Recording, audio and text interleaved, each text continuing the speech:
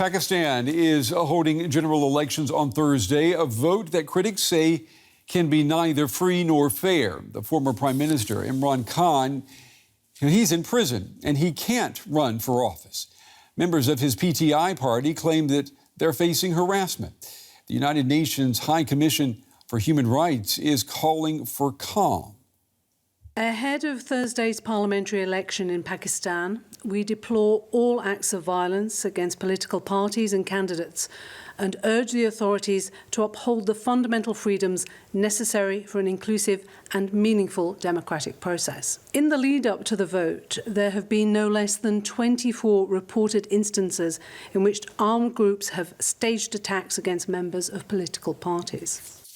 That was Liz Throssell of the UN High Commission for Human Rights. Some observers believe the biggest threat to Pakistan's democracy is the military. The army has ruled the nation for about half of its existence since Pakistan was formed back in 1947. And critics claim the military has already decided who will win power this time. Pakistan's military is on high alert. This week, it's been holding joint patrols with police in the capital Islamabad ahead of the election. After last year's violence, it's leaving nothing to chance. That violence followed the arrest of former Prime Minister Imran Khan in May 2023. Even military barracks were attacked. Now that he's behind bars, Khan is banned from standing in this election. Khan and his supporters blame the military for his fall from grace. Yet his rise to power has also been attributed to the military. His opponents in 2018 claimed he was the army's proxy, something Khan denied. This year, 3 times Prime Minister Nawaz Sharif, who's also been in prison, is said to be the army's favoured man. That's after a ban preventing him from ever standing in an election again was recently overturned. Military interference in Pakistan's politics is nothing new. The country's first official military coup was back in 1958, when martial law was declared following a period of political instability. Just over 10 years later, one general handed over power to another. There followed some years of civilian rule. But another military coup was staged in 1977. The 80s and 90s again saw a period of civilian government, but it was finally overturned in yet another coup, General Pervez Musharraf serving as president until 2008. In total, the army has directly ruled Pakistan for more than 30 years out of its 76-year history. When not in direct control, it's continued to exert huge influence.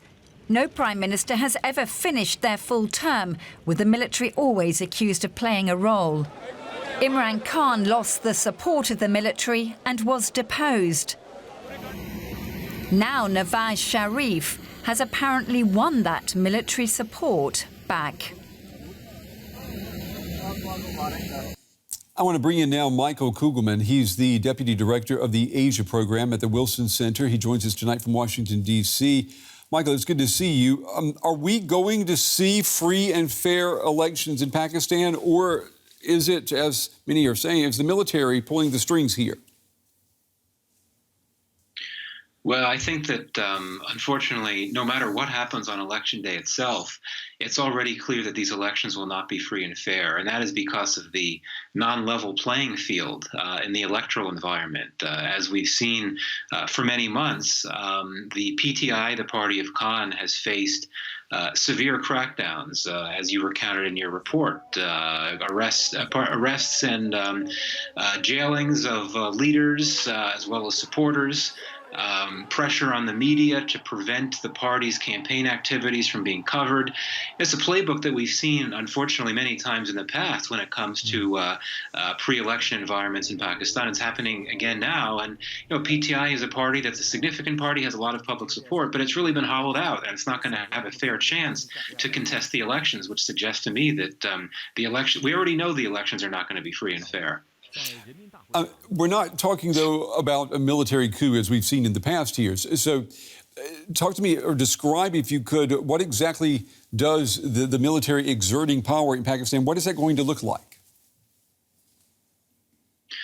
Well, I mean, what I just laid out before is essentially what the military's influence looks like. I mean, you're right. It's been more than 15 years since the military last held direct power, but it has continued to be influential from behind the scenes by, in this case of elections, engaging in certain pressure activities and shaping the electoral environment in a way that the party that it does not want to see come to power cannot come to power. And again, this happened in 2018. At that time, the roles were very different in the sense that the army viewed Imran Khan as a favorite son, and it viewed Nawaz Sharif as the enemy, so to speak. And so it took steps. It sponsored activities that made it difficult for the PMLN and made things easier for PTI. But I would argue that today, the army is much more overtly involved in politics than it typically has been when it doesn't formally hold power. And you could see that in particular in terms of how it's been very present on economic policy. The army chief of the country is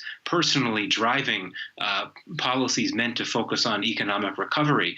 And, we're talking about an unelected official here who is essentially the most powerful political player in Pakistan. That's not good for democracy. It's not good for democracy, and it calls into question the role of the voters here. What role do voters have in Pakistan moving forward? Well, I mean, we've seen most elections in Pakistan's history, turnout has not been very good. It's hovered around 50%, oftentimes less. There have been a few exceptions where turnout's been very high, but now in particular, there are concerns that turnout will not be very high just because there's so much skepticism and cynicism about politics. And in the case of Khan's party, I think that many will struggle to get out there. That many of them say they want to vote, but we've seen that when Khan's party has tried to mobilize and hold campaign activities, they're broken up. So many supporters have been arrested. So that's going to be tough. But here, I think you have to highlight the issue of young people. Much of Pakistan is young demographically.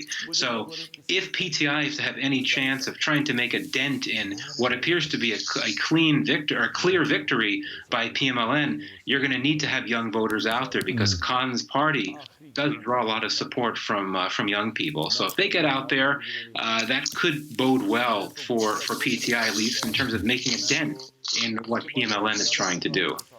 Michael Kugelman with the Asian program at the Wilson Center. We appreciate your time and your analysis tonight, Michael. Thank you. Thank you.